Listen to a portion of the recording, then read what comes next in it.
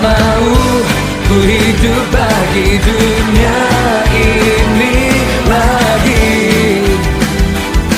Tak ingin kompromi, tak ingin lakukan hal yang dapat dukakan hati. Shalom. Shalom. Dapat bersyukur kepada Tuhan karena hingga sampai saat ini Tuhan masih memberikan kita kesempatan untuk berkumpul di tempat ini. Terima kasih juga untuk kakak-kakak semua yang di sini yang sudah menerima kami dari IAKN Kupang untuk sama-sama berbagi di tempat ini. Tanpa berpanjang kata, mari kita siapkan hati kita, pikiran kita untuk kita siap untuk beribadah. Kita angkat satu lagu penyembahan, Ku Masuk Ruang Maha Kudus.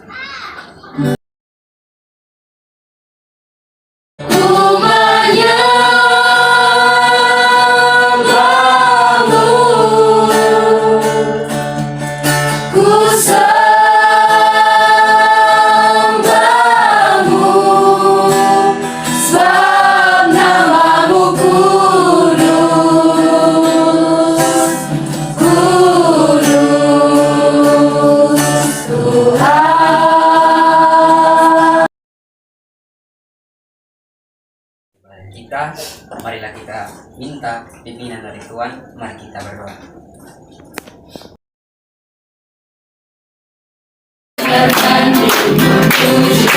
Meninggikan namamu selalu, menarik memuliakanmu, dibebaskan, dibangkitkan, hidup yang kau berikan ini hanya untukmu.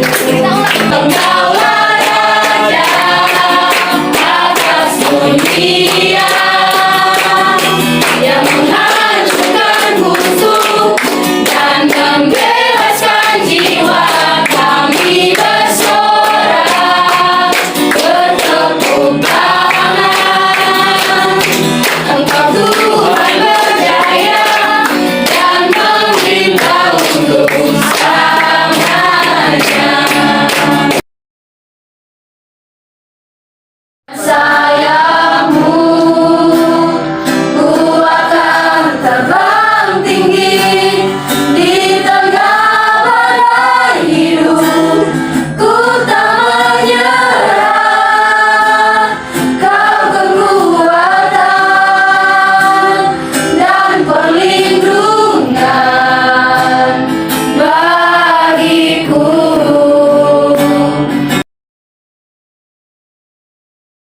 Ya Tuhan, Allah pencipta langit dan bumi, kekal selamanya, namamu agung bagi kami ya Tuhan.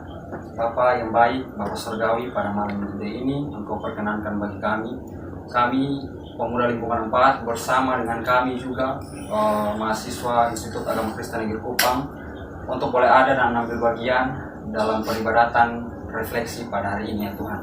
Tuhan tahu kami adalah manusia yang terbatas, bahkan untuk memahami kebenaran firman Tuhan saja terkadang kami lalai untuk mencoba menerapkan dalam kehidupan kami ya Tuhan. Untuk itu ya Tuhan kami mohon Tuhan tuntun kami.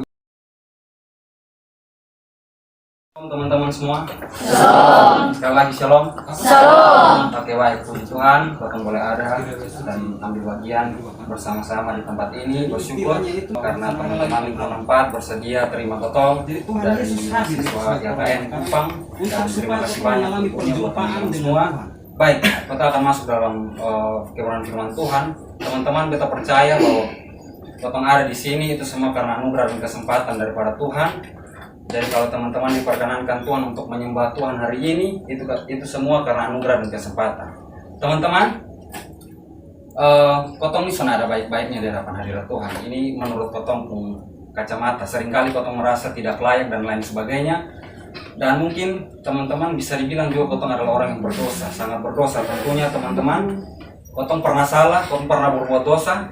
Tapi kalau teman-teman ada di sini nih, ini bukan sekedar teman-teman sedang undang Tuhan, tapi ini semua karena Tuhan sedang undang teman-teman dan ambil bagian di tempat ini.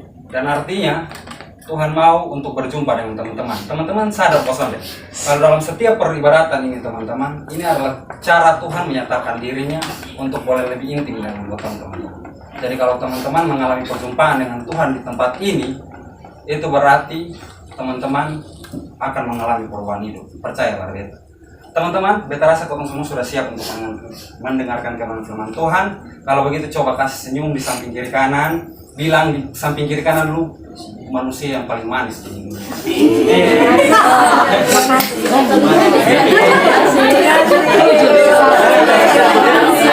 Oke teman-teman, tema yang kita bawa pada malam hari ini yang sudah ada di brosur yaitu perubahan hidup. Tema yang kita bawa pada malam hari ini yaitu perubahan hidup, ya teman-teman.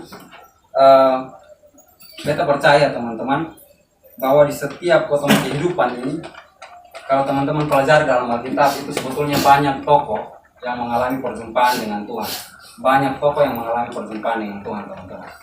Ya, potong cari salah satu tokoh itu yang mengalami perjumpaan dengan Tuhan dan mengalami perubahan hidup itu ialah Yakub. Yakub, teman-teman. Kita akan belajar tentang Yakub. Jadi seperti dia pun nama Yakub, seperti itu juga dia kelakuan, teman-teman. Yakub arti namanya itu penipu. Sekali lagi Yakub artinya namanya apa? Penipu. Penipu. Tolong diingat teman-teman. Yakub arti namanya penipu. Itu sebelum dia mengalami perjumpaan dengan Tuhan. Ya, seperti itu namanya, seperti itu juga dia kelakuan. Dia tipu dia bapak, dia tipu dia pun saudara, bahkan dia tipu dia pun kakak. Betul ya? Sebetulnya ketika berjumpaan dengan Tuhan itu, Tuhan tidak sedang iseng-iseng untuk tanya dia nama atau apa, siapa. Tuhan itu tidak sedang iseng-iseng untuk tanya dia nama. Tapi di situ Tuhan tanya tentang dia punya identitas di hadapan Tuhan. Ketika mengalami perjumpaan dengan Tuhan, teman-teman, Tuhan tidak judge dia, tidak mengalami penghakiman di situ Yakub. Jadi tidak seakan-akan Tuhan mengalami perjumpaan dengan Tuhan. Tuhan bilang, lu ini pernah tipu belum papa, lu pernah tipu belum kakak, lu pernah tipu belum mertua. Di situ tidak ada yang namanya judge, tidak ada yang namanya penghakiman, teman-teman. Tetapi di situ ada yang namanya penerimaan. Tuhan tanya dia pun nama, lu nama siapa? Dia jawab dengan apa adanya. Yakub itu orang yang apa adanya, teman-teman. Dia jawab apa adanya di hadapan Tuhan. Dia bilang dia pun nama Yakub. Jadi pada saat itu, karena Tuhan tahu bahwa Yakub itu orangnya seperti apa, jadi Tuhan bilang, lu nama sekarang bukan Yakub lagi, tetapi Israel. Dia punya identitas di situ diubahkan. Yakub tuh pada saat itu dia sedang sekolah teologi ya teman-teman. Dia sedang mengikuti pelayanan sekitar 4 tahun ada. Yakub itu orang yang apa adanya. Dia ada sekolah teologi dan lain sebagainya. Ada dalam persekutuan yang sama ke potong saat ini mungkin, yang belajar terus dalam setiap minggu potong belajar tentang kebenaran Tuhan sonde saat itu. Tapi ketika mengalami perjumpaan dengan Tuhan, Tuhan ubahkan hidupnya, teman-teman. Nah, kita percaya juga teman-teman, perubahan itu sebetulnya tidak butuh waktu yang lama. Perubahan itu tidak butuh waktu yang lama sebetulnya. Tapi kadang-kadang banyak orang, teman-teman, memiliki perubahan hidup itu yang lama. Nanti kita akan belajar banyak. Kenapa teman-teman seperti itu? Karena sering sekali terkonsepkan dalam ruang pikiran bahwa perubahan butuh proses, bos. It's okay, memang perubahan butuh proses, kita mengerti. Tapi itu tergantung dari potong sebetulnya. Proses itu teman-teman, itu adalah bagiannya Tuhan. Tapi bukan berarti sepenuhnya bagiannya Tuhan juga sebetulnya. Kalau potong teliti, teman-teman, proses itu juga sebetulnya bagiannya potong. Karena apa beta katakan demikian, teman-teman? Karena potong itu dalam potong kehidupan, potong sering diperhadapkan dengan yang namanya berbagai macam pilihan. Sering sekali potong disuruh untuk memilih, potong milih A, potong milih B, jalani A, potong jalani B, begitu. Nah, dalam setiap pilihan itu, potong harus putuskan apa yang potong pilih. Dalam setiap pilihan itu pasti ada dengan proses, teman-teman. Pasti. Nah, ketika potong memilih itu potong harus siap untuk berproses. Seperti itu. Jadi perubahan itu sebetulnya tidak butuh waktu yang lama. Itu tergantung dari para potong. Jadi bagiannya potong juga sebetulnya. Jadi proses itu tidak butuh waktu yang lama. Nah, teman-teman yang terkasih dalam Tuhan kita Yesus Kristus, yang luar biasa teman-teman, Yakub bertemu dengan Tuhan di penyeberangan sungai Yabok. Tuhan betas bilang bahwa Tuhan jahat sedang dia, sonde hakimi dia, tapi di situ ada penerimaan. Sebab begini teman-teman, sebab pada penerimaan itu adalah sebuah pemulihan.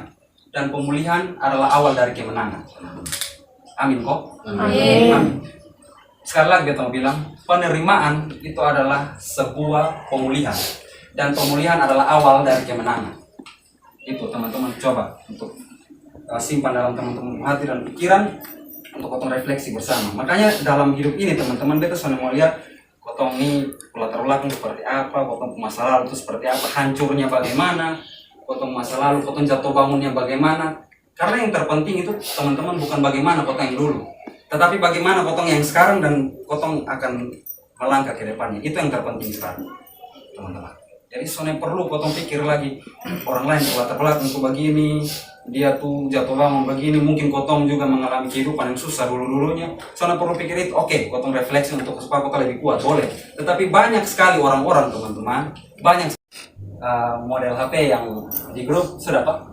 Teman-teman boleh buka HP untuk lihat, tapi ada bawa salah satu contoh aja di sini. HP. Ya. Teman-teman, dia mau tanya. Sekarang teman-teman cari HP model begini gampang kok susah? Susah ya, teman-teman. Ini sangat dipuji-puji karena bisa telepon SMS. Bisa komunikasi dengan orang. Tapi sekarang teman-teman lihat bahwa apakah masih ada HP orang yang pakai HP? Masih. Atau masih ada?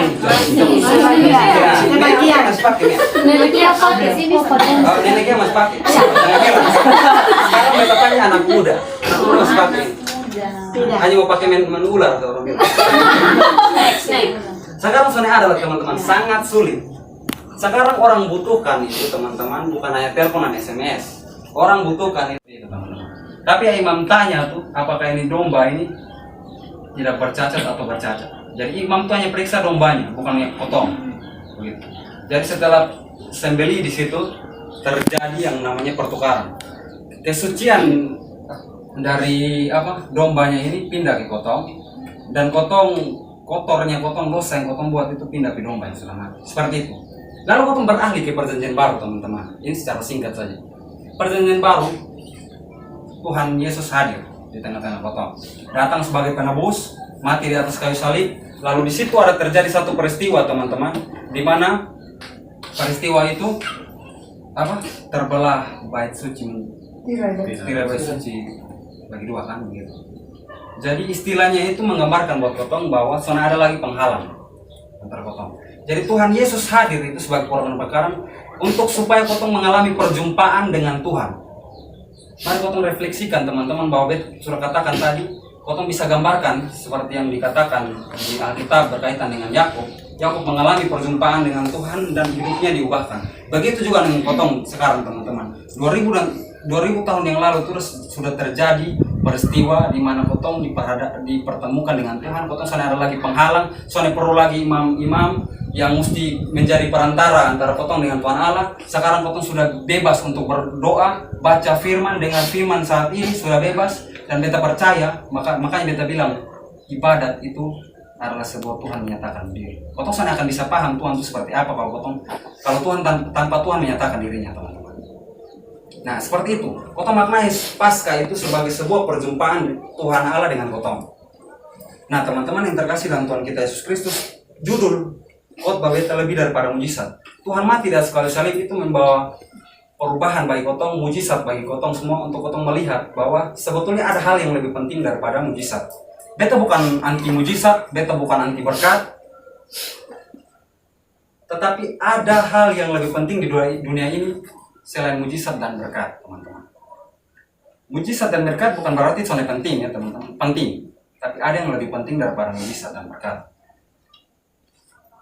Teman-teman yang terkasih dalam Tuhan kita Yesus Kristus, kotong gambarkan 5 roti dan 2 ikan, peristiwa 5 roti dan 2 ikan. Pada saat itu, kalau misalnya beta jadi Yesus teman-teman, kan orang-orang ikut banyak nih di Tuhan toh, maksudnya begitu, ikut dong, sampai bahkan 5.000 orang kan, itu dalam hitungan laki-laki,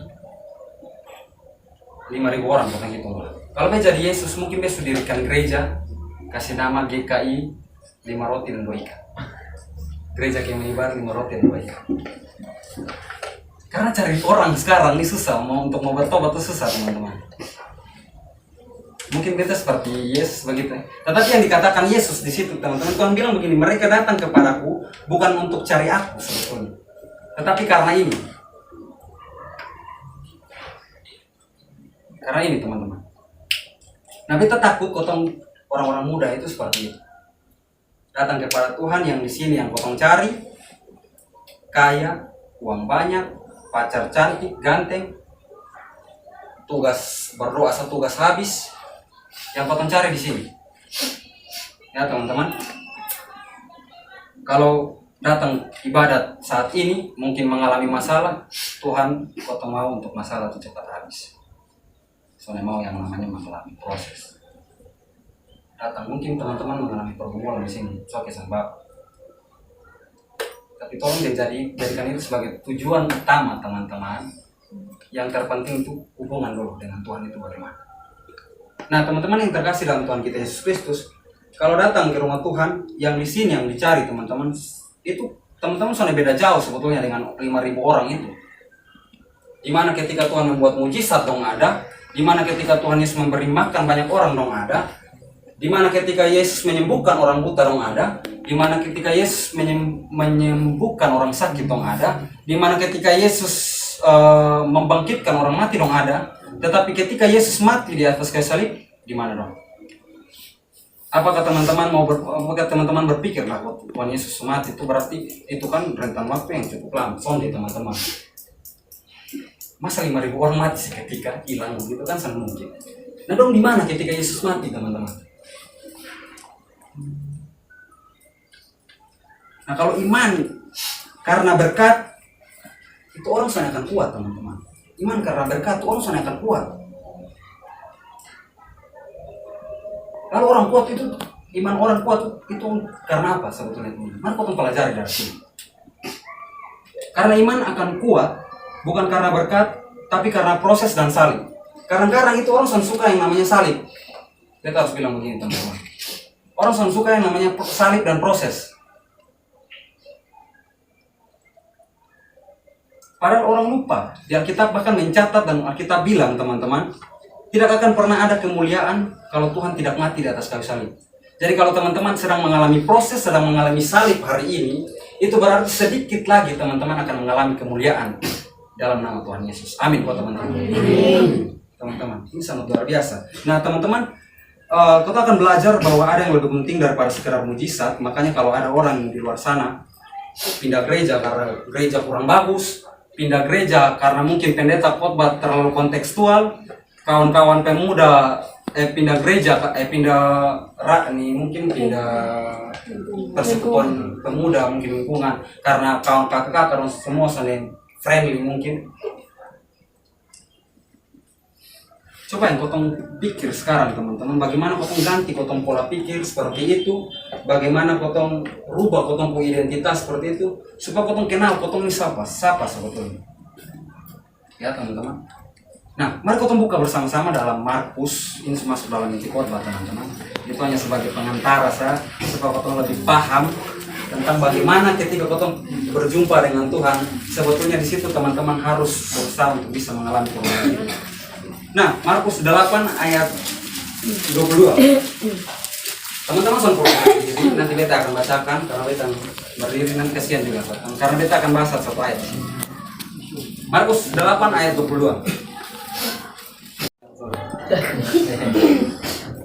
Oke deh, sudah tanya. Markus 8 ayat 22, di situ perkopnya Yesus menyembuhkan seorang buta di Betsaida. Kemudian tibalah Yesus dan murid-muridnya di Betsaida. Di situ orang membawa kepada Yesus seorang buta dan mereka memohon kepadanya supaya ia menjamah. Kita berhenti di situ, teman-teman. Kita akan bahas Betsaida. Hari itu Yesus masuk di sebuah kampung yang bernama Betsaida. Arti Betsaida itu dalam bahasa Ibrani itu bait dan syaida. Artinya itu tempat yang dirindukan. Sekarang mau tanya di teman-teman pemuda lingkungan 4, apakah persekutuan pemuda lingkungan 4 ini merupakan tempat yang dirindukan oleh teman-teman? Atau ada tempat-tempatnya lain yang dirindukan? Amin ya teman-teman, ini ada tempat yang dirindukan oleh teman-teman semua. harus rajin ibadah. Amin. Haleluya. Teman-teman, Betsaida itu artinya namanya tempat yang dirindukan. Nah, setelah orang buta itu mendengar tentang Yesus, dia akhirnya mau ketemu dengan Yesus. Lalu kita melanggar ke ayat yang ke-23. Di situ dikatakan bahwa Yesus memegang tangan orang buta itu dan membawa dia keluar kampung. Lalu ia meludahi mata orang itu dan meletakkan tangannya di atasnya dan bertanya, sudahkah kau lihat sesuatu? Terima kasih teman-teman. Oke teman-teman, kita bahas ayat 23. Nah, beta agak sedikit bingung kenapa Tuhan Yesus bawa si buta ini keluar dari kampung. Kenapa sudah melakukan mujizat di itu kampung supaya orang banyak tahu. Kenapa harus keluar? Nah teman-teman, sering sekali teman-teman potong seolah-olah sendiri. Soalnya ada yang temani potong, soalnya ada yang sini potong, teman-teman. Tapi percayalah teman-teman, kalau bersama Yesus itu kau akan mengalami kesembuhan, kau akan mengalami pemulihan. Amin ya teman-teman. Nah seperti itu teman-teman, orang buta yang mungkin Tuhan ingin dia mengalami seperti itu. Sekalipun terkadang kau memang dalam kau kehidupan mungkin kau sering merasa sendiri. Soalnya bukan hanya beta sih sebetulnya, pasti kau semua di sini pernah mengalami atau ada di situasi seperti itu.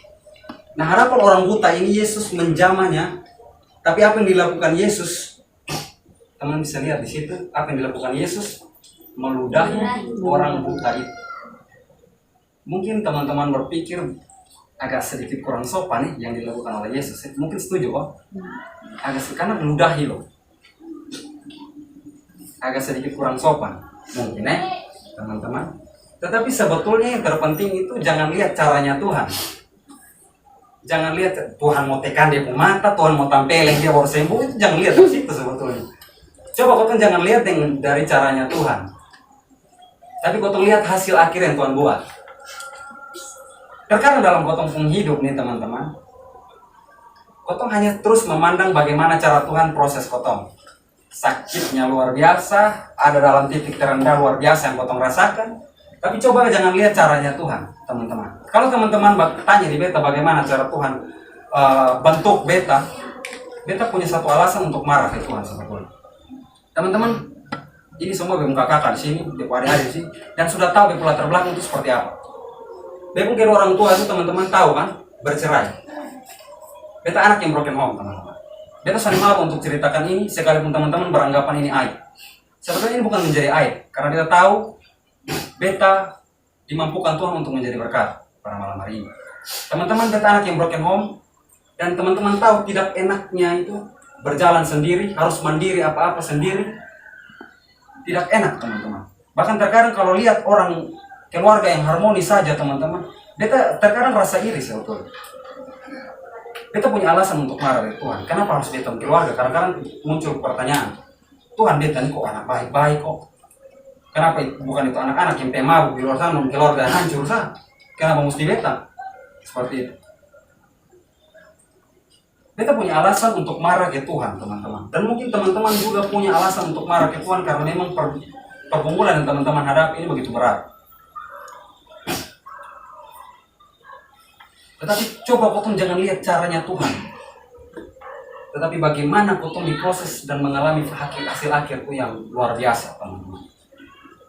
Nah teman-teman yang terkasih dalam Tuhan kita Yesus Kristus, dulu memang konsep berpikir itu teman-teman bahwa mujizat itu seperti sakit sembuh, butuh uang, ketika kotong mujizat butuh uang, tiba-tiba orang datang kasih uang, itu mujizat kotong sebut.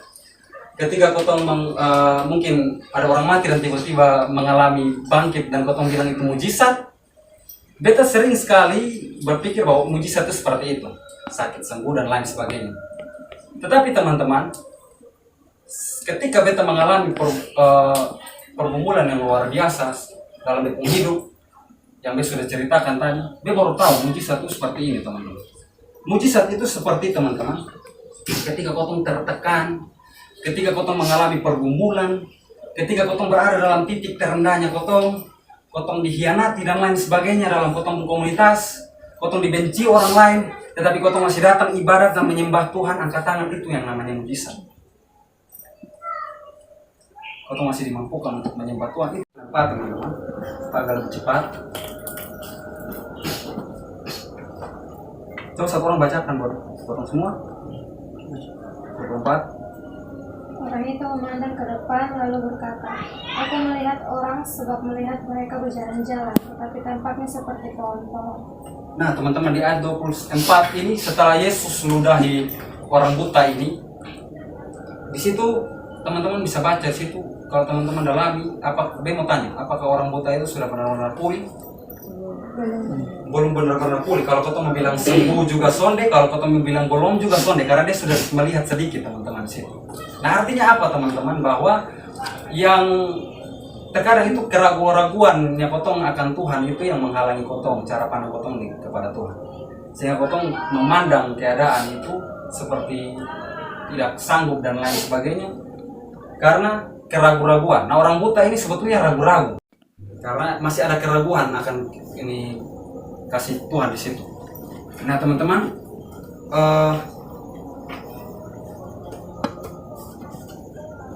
waktu pindah ke ayat 25, di situ dikatakan bahwa Yesus meletakkan lagi tangannya pada mata orang itu, maka orang itu sungguh-sungguh melihat dan telah sembuh, sehingga ia dapat melihat segala sesuatu yang jelas, teman-teman. Nah, saudara-saudara yang terkasih dalam Tuhan kita Yesus Kristus, terkadang Tuhan Yesus tidak hanya pakai satu cara untuk ada dalam kotong kehidupan. Terkadang Tuhan Yesus pakai satu cara, dua cara, tiga cara, step by step dalam kotong kehidupan, teman-teman. Nah, kalau teman-teman datang ibadat, namun kondisi sedang mungkin marah dengan orang, teman-teman memilih datang untuk tetap datang di ini minggu, lalu minggu depannya lagi teman-teman datang dan mengalami pergumulan dalam keluarga, mungkin minggu depannya lagi teman-teman datang mungkin mengalami masalah dengan pasangan, tetapi teman-teman memilih untuk tetap datang dan menyembah Tuhan, tetap cari Tuhan, itu sungguh luar biasa teman-teman sebetulnya. Nah, saudara yang terkasih dalam Tuhan kita Yesus Kristus, dalam khotbahnya beta pada malam hari ini terdapat dalam ayat 26. Di situ dikatakan bahwa sesudah itu Yesus menyuruh dia pulang ke rumahnya dan berkata, jangan masuk ke kampung. Nah teman-teman, ada apa di Betsaida sehingga Tuhan suruh ketika mengalami kesembuhan, ada apa di Betsaida sehingga Tuhan suruh dia jangan masuk ke kampung? Nah terkadang-kadang teman-teman, kotong ketika mengalami hal baik dalam kotong kehidupan, kotong sering sekali ingin untuk bersaksi bukan? Cerita dalam lain, Tuhan kebaikan seperti ini, itu bagus. Tetapi aneh itu yang Tuhan buat di sini. Tuhan bilang lu jangan masuk di Betsaida. Sekarang pertanyaannya, ada apa di Betsaida? Teman-teman, kotong bisa buka di dalam Lukas 10, itu jawabannya teman-teman, ayat 13.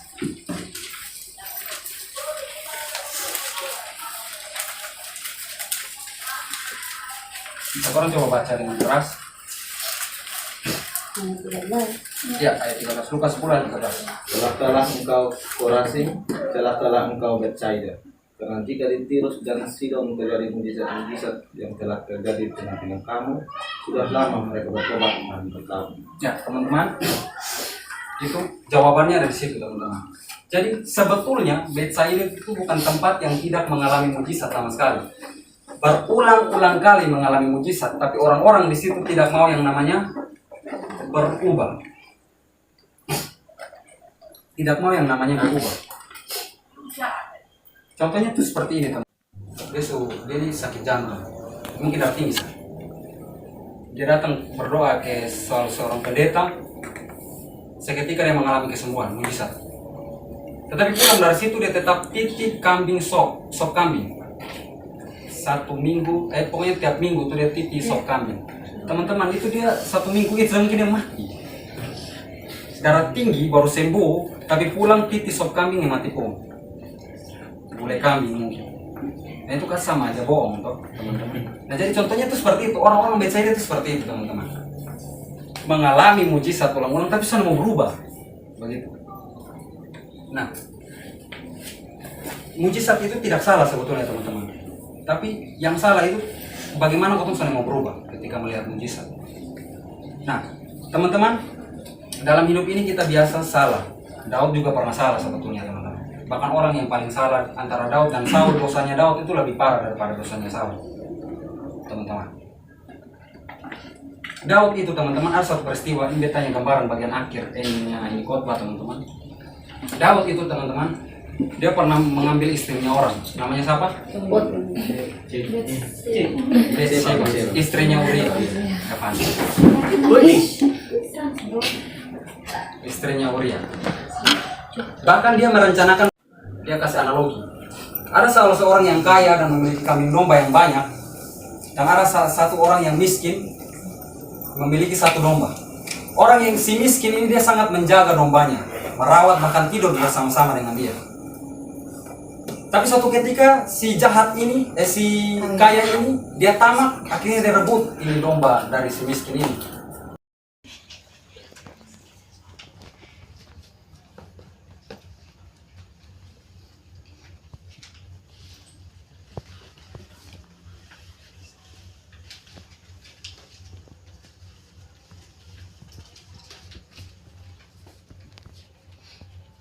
Ingat kita, minta agar kita dapat peka terhadap suaranya. Rendahkanlah dirimu dan tinggikanlah Tuhan dalam meditasi ini. Apa yang tak pernah kumikirkan, itu yang kau sediakan bagiku. Siapa tahu Siapakah aku ini Tuhan, jadi biji matamu. terus bernyanyi bagi nama Tuhan. Dengan apa aku harus Tuhan selain Percaya bahwa Tuhan puji dan sembah. siapa lagi Tuhan. Bapa dalam kerajaan sorga, Bapa yang kami puji dan kami sembah, pada malam hari ini kami siap untuk kami mengaku setiap apa yang kami gumulkan pada malam hari ini Tuhan. Tuhan tahu kami datang dengan begitu banyak luka ya Tuhan. Kami datang dengan berbagai banyak pergumulan dalam kehidupan ini ya Tuhan.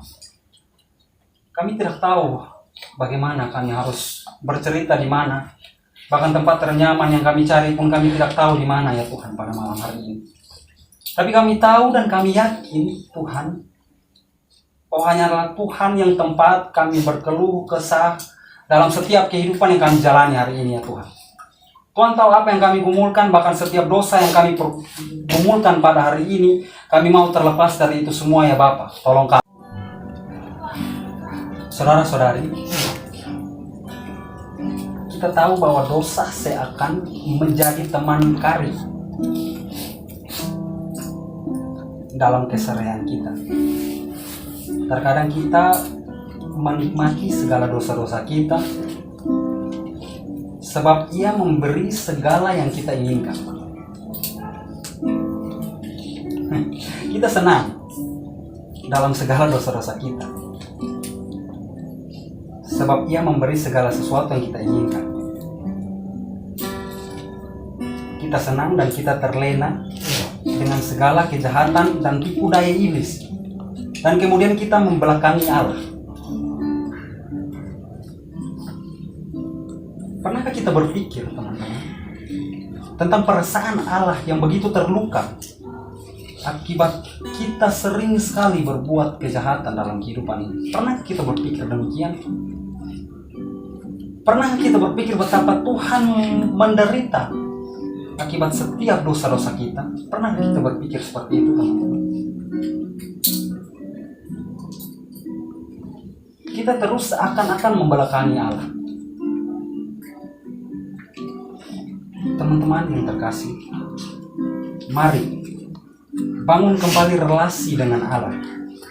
Mari bentuk kembali hubungan yang baik dengannya, karena ia sudah memulainya terlebih dahulu.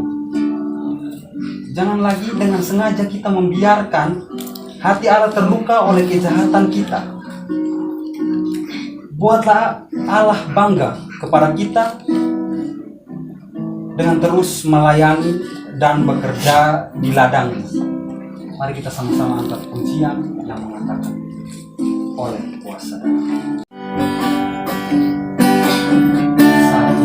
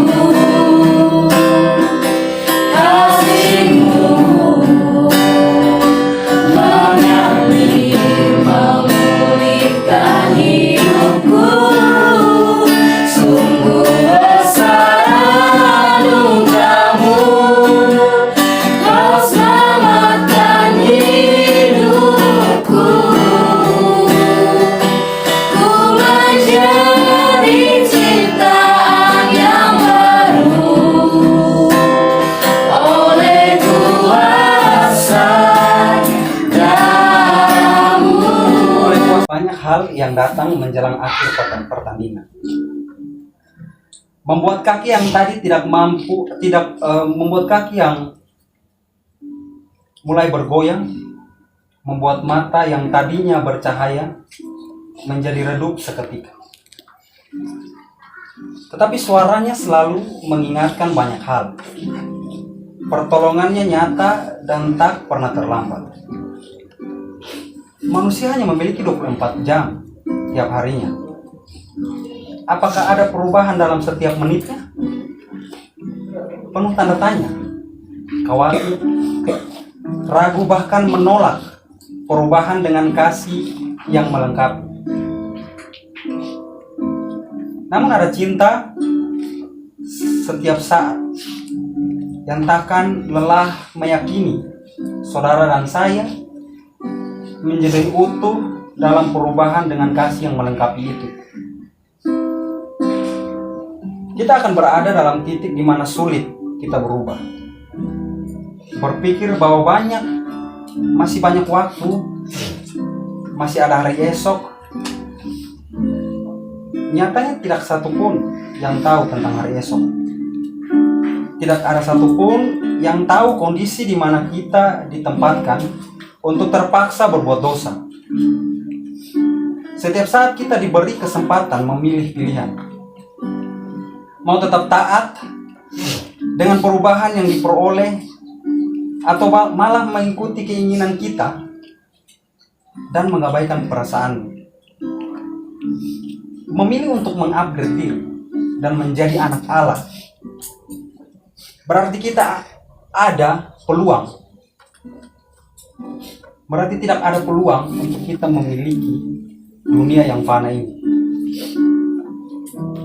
dan segala aspek kehidupan kita. Kita sudah mengalami perjumpaan dengan Allah dalam penebusannya di atas kayu salib.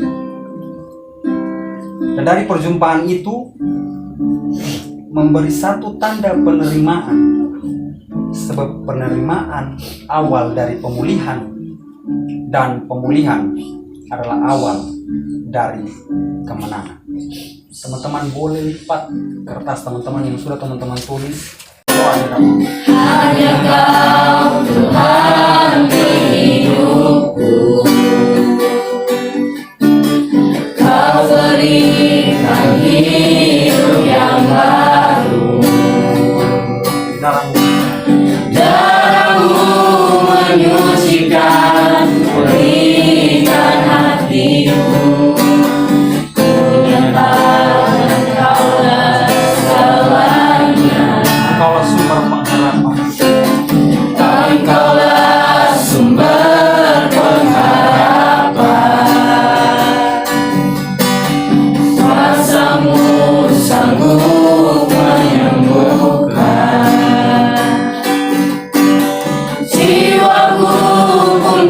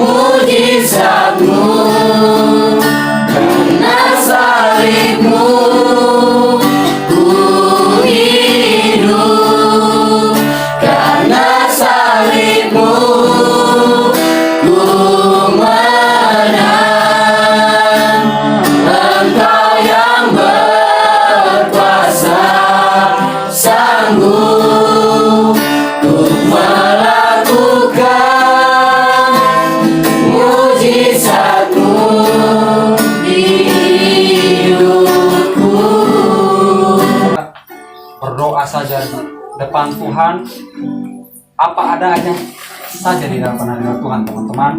Jangan malu. Ini kotong pun keadaan, kotong sobek, kotong terluka, kotong mengalami banyak masalah, datang saja di hadapan hadirat Tuhan, berdoa di Tuhan. Tuhan pasti mampukan teman-teman untuk menjalani kehidupan ini.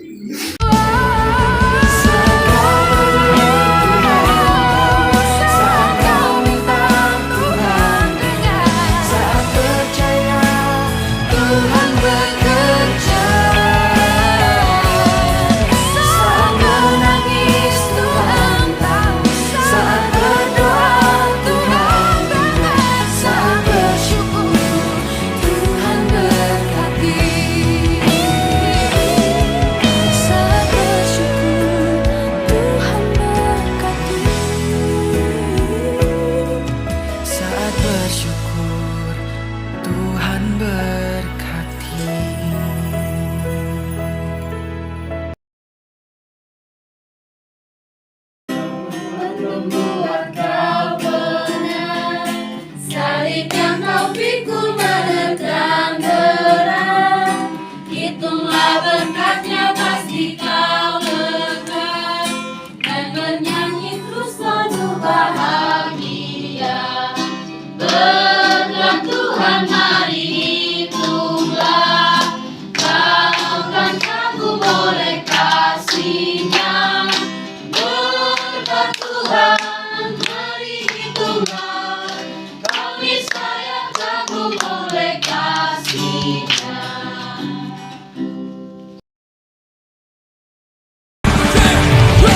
Tak mau ku hidup bagi dunia.